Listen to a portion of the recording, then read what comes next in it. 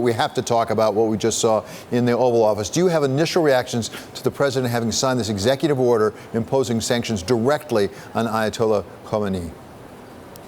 Well, I think that we are seeing an escalation in tensions between the U.S. and Iran, but I'm not quite sure what the goal is, what the strategy the administration has laid forward.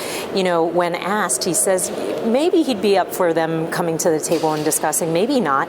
You know, I think it's important, as sensitive as this matter is that we have a clear strategy to move forward. Otherwise, how do we harness our resources to be able to pursue that outcome?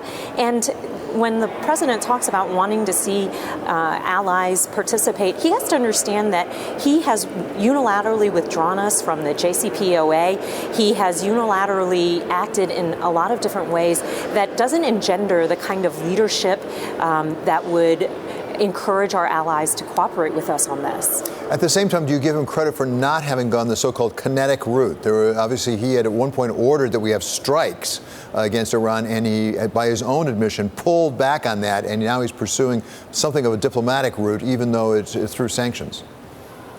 Well, I'm glad that he did not pursue the kinetic route, despite the fact that there are many in his administration who seem to want to skip the diplomatic route and go directly to war options. And I think that's very dangerous, especially in that region with with Iran and their capabilities over there. What is problematic, though, is the way in which it happened. He didn't call that back until we had already launched the jets.